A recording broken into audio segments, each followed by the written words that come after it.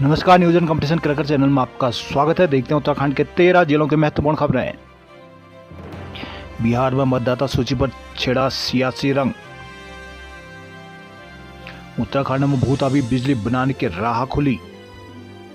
लंडोरा में दो पक्षों के बीच झड़प में युवक की हुई हत्या।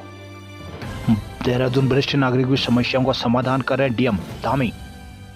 मुख्यमंत्री पुष्कर सिंह धामी ने बुधवार को कहा कि राज्य सरकार वरिष्ठ नागरिकों को गरिमा संरक्षण प्रदान करने के लिए कृत संकल्प है। सभी जिलाधिकारी वरिष्ठ नागरिकों की समस्याएं सुन उनके समाधान करेंगे। इसके लिए जिलाधिकारी को जिला स्तरीय अपीली प्राधिकरण का पीठासीन अधिकारी भी बनाया गया है। धामी ने समाज कल्याण विभाग के अफसरों को वरिष्ठ नागरिकों अधिकारियों की रक्षा के लिए लागू माता पिता और वरिष्ठ नागरिकों का भरण पोषण और कल्याण अधिनियम के प्रभावी ढंग से पालन के निर्देश दिए हैं। कहा कि यह अधिनियम वरिष्ठ नागरिकों और माता पिता को उनके बच्चों, बालिक, पोते पोतियों अथवा संपत्ति को उत्तराधिकारियों भरण पोषण की वैधानिक व्यवस्था प्रदान करता है। इस कानून को अमल में लाने के लिए राज्य में जिला स्तर पर 13 अपीली भरण पोषण अधिनियम और सब डिवीजन स्तर पर 59 से अधिक भरण पोषण अधिकरण कार्यरत है, जहां भरण पोषण की राशि अधिकतम 10,000 रुपये प्रति माह निर्धारित की जा सकती है।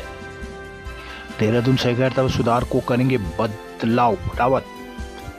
उत्तराखंड में कक्षा 6 के बच्चों के बस्ते में 500 पेज की एक पुस्तक। उत्तराखंड में शिक्षा विभाग के भी अजब हाल है। एक और विभाग ने बच्चों के बस्ते का वजन कम करने को मानक तय किए हैं, वहीं दूसरी ओर खुद ही बस्ते का बोझ बढ़ाने में आमादा है। आप यह जानकर हैरान होंगे कि कक्षा 6 की विज्ञान की पुस्तक अब केवल 500 पेज की हो गई है।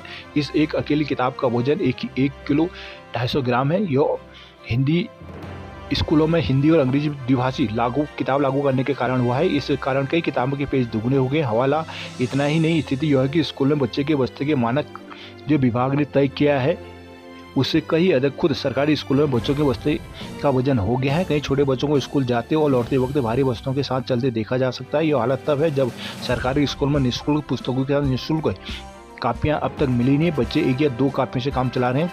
कापियां मिलते ही बस्ते का वजन और बढ़ जाएगा। कक्षा 6 के अलावा कक्षा 11वीं की विज्ञान की किताब का वजन भी 500 पेज का है। देहरादून ऊर्जा विभाग की जियो थर्मल पॉलिसी को बुधवार को कैबिनेट ने मंजूरी दी थी, जिससे उत्तराखंड में हॉट स्प्रिंग से बिजली पैदा करने का रास्ता साफ हो गया। पॉलिसी के तहत योजना को आगे बढ़ाने के लिए राज्य सरकार की वित्तीय मदद देगी। नई भू तापी स्थलों की खोज 50% या अधिकतम 3 करोड़ रुपए की मदद मिलेगी। मुख्यमंत्री पुष्कर सिंह धामी की अध्यक्षता में सचिवालय में हुई बैठक में निर्णय लिया गया। सूत्रों ने बताया कि बैठक में 8 प्रस्तावों को मंजूरी दी गई। राज्य सरकार जियो थर्मल पावर की संभावना तलाशने के लिए वर्किंग कंसल्टिंग इंजीनियर आइसलैंड से पहले ही MOU कर चुकी है। प्रारंभिक सर्वे में कुछ स्थानों पर इसकी संभावना तलाशी जा चुकी है। इसी के मद्देनजर पॉलिसी को मंजूरी दी गई है। नई नीति में जो जियो थर्मल संसाधनों उनकी क्षमता की पहचान, खोज के लिए वैधानिक और तकनीकी अनुसंधान को प्रोत्साहन करने के लिए प्रावधान है। चिन्हित जियो थर्मल स्थानों के विकास और उपयोग को भी प्रोत्साहित किया जाएगा। जियो थर्मल बिजली उत्पादन बढ़ाने, कार्बन उत्सर्जन में कमी और कृषि कारोबार के लिए ग्रीन हाउसिंग हीटिंग, बागवानी उत्पादों को सुखाने, कोल्ड स्टोरेज, जियो थर्मल पर्यटन को बढ़ावा भी दिया जाएगा। दून में बारिश की मार, तपोवन में एक युवक बहा। देहरादून राशन वालों का सत्यापन अब बायोमेट्रिक तरीके से होगा। गढ़वाल में ट्रेड यूनियनों ने किया प्रदर्शन। अखिल भारतीय ट्रेड यूनियन समन्वय समिति ने वर्षों पुराने श्रम कानून के स्थान पर लाए गए 4 श्रम कानूनों को रद्द करना, न्यूनतम वेतन 26,000 रुपये समेत 8 सूत्रीय मांगों के निराकरण को लेकर प्रधानमंत्री को ज्ञापन भेजा। उन्होंने कहा कि देश की वर्तमान मोदी सरकार श्रमिक हितों के कुचलने का काम कर रही है, जिससे श्रमिकों की रोजी रोटी का खतरा मंडरा रहा है। बुधवार को ट्रेड यूनियन के संयोजन चिंतामणि थपड़िया, राजेश चमोली, श्रीपाल चौहान ने डीएम के माध्यम से प्रधानमंत्री को ज्ञापन भेजा है। नई टिहरी अतिथि शिक्षकों को चुनाव ड्यूटी न लगाने की उठी मांग। टिहरी में क्लस्टर स्कूल में विलय का हुआ विरोध। कर्णप्रयाग नैनीसैण मार्ग मवानी गधरे के बाद 6 दिन बाद खुला। कर्णप्रयाग नैनीसैण मार्ग फलौटा मवानी गधरे के बाद 6 दिनों से बाधित रहने और महिला की सड़क पर डिलीवरी से कपीरी क्षेत्र के लोग भड़क गए। उधर मवानी गधरे के पास दोपहर बाद मार्ग खुल गया। बुधवार दोपहर सुबह गौचर जाकर लोग निर्माण विभाग अधिकारी के जल्द से जल्द सड़क खोलने की मांग पर अड़ गए। क्षेत्र के राजेंद्र नेगी, सुदर्शन कंडारी, युद्धवीर खत्री, कुंवर सिंह, मुन्ना सिंह, मिलन भंडारी, गणेश हरसर, राजेश खत्री आदि ने कहा कि सड़क बंद होने से कपीरी क्षेत्र के फलोटा, ग्वाण, कनकुल, कंडारा, कुनेत, जशियारा, धनसियारी, किमोली, बड़सोली, नैनीसैण सहित 50 से अधिक गाँव के लोग परेशान हैं। लोगों को अस्पताल जाने में दिक्कत हो रही है। अपनी रोजाना की जरूरतों का सामान लेकर कर्णप्रयाग नहीं जा पा रहे हैं। दोपहर बाद मवानी गधरे के पास मार्ग खुलने से राहत मिली है। गोपेश्वर के कई बड़े इलाकों में पेयजल आपूर्ति रही बाधित। देहरादून पुलों की क्षमता बढ़ाने को PIU के गठन को मिली मंजूरी।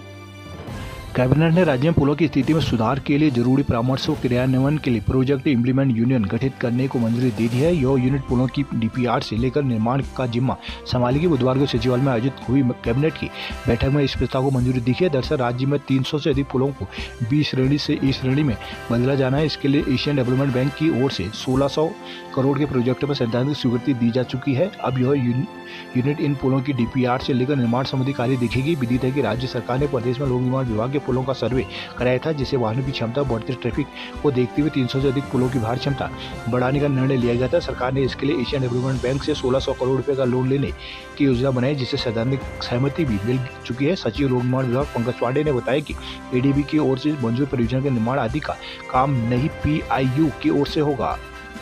हल्द्वानी में बारिश से बेहाल शहर बेबस हुए बच्चे, इंतजाम रहा बदतर। हल्द्वानी में भी मजदूर विरोधी नियमों पर फोड़ा गुस्सा। पिथौरागढ़ तीजम में अतिवृष्टि से 2 करोड़ से बना पुल बहा।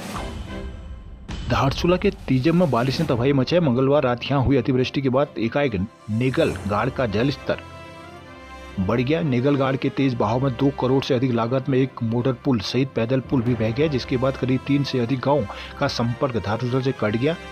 उधर बारिश के बाद चीन सीमा को जोड़ने वाली तवाघाट, घटिया बगड़ सहित जिले की 24 सड़कें भूस्खलन से बंद हो गई। देर शाम प्रशासन ने अधिकतर सड़कों से मलबा हटाकर आवाजाही शुरू कर दी थी। धारचूला की उमचिया ग्राम पंचायत के तेजम में मंगलवार रात 12 बजे बारिश शुरू हुई थी, जिससे नेगलगाड़ का जलस्तर एकाएक बढ़ गया। स्थानीय हरेंद्र सिंह ने बताया कि जलस्तर बढ़ने से सुमदुंगम पांगा कर्तो को उमचिया से जोड़ने वाला 36 मीटर लंबा मोटर पुल की लागत लगभग 2.13 करोड़ बताई जा रही है। जिसके अलावा जलस्तर बढ़ने से तीजम से वतन को जोड़ने वाला अस्थायी पैदल पुल भी बह गया। उधर प्रशासन से मिली जानकारी के मुताबिक भूकटाव से तीजम क्षेत्र में 8 आवासीय मकानों व वतन के करीब 20 घरों को खतरा पैदा हो गया। फिलहाल जन व पशुधन की सूचना अब तक सामने नहीं आई है।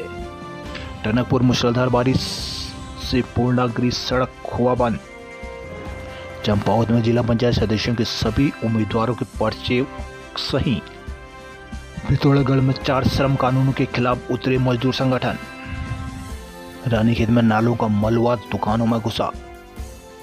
देर बारिश के कारण पर्यटन नगरी रानीखेत में बरसाती नाले उफान पर आ गए। कलमठ चौक होने से नालों का पानी मलबा सुभाष चौक में कई दुकानों के अंदर घुसा। इस कारण दुकानदारों को काफी नुकसान उठाना पड़ा है। आनंद फानन में फायर ब्रिगेड और कैंट प्रशासन ने बंद कलमठों को खोल राहत पहुंचाए।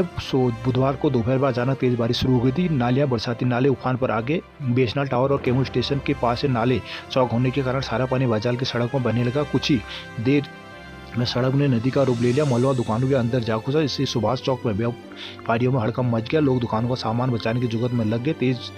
बारिश तेज और अंदर नालों का पानी, जिससे व्यापारी परेशान हो गए। आनंद फानन में कैंट प्रशासन और फायर ब्रिगेड को सूचना दी कि बारिश हल्की होने के बाद नालियों को खोला गया। तब जाकर लोगों ने राहत की सांस ली है। हालांकि दुकानों में अंदर तक मलबा भर गया था। अल्मोड़ा में हड़ताल से बैंकों के कामकाज रहा प्रभावित। बीकानेर में नामांकन पत्रों की जांच के दौरान भिड़े भाजपा और कांग्रेस समर्थक। अल्मोड़ा में पंचायत चुनाव का रण तैयार, आज से नाम वापसी।